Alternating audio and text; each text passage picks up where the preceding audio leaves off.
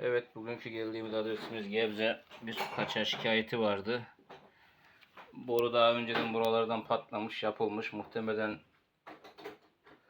basınç o kadar fazla değil aslında. Bir 6 bar basınç var da şebekede. Ama muhtemelen boru defolu ya da markası da Fratel. Sürekli patlıyor dedi. Sıcak su hattı olduğu için genleşmeden de patlıyor sürekli. Tamiratını bu şekilde yaptık. Bir karışlık yerde sade köşeyi kırdık. Müşterimize hayırlı olsun, geçmiş olsun diyelim.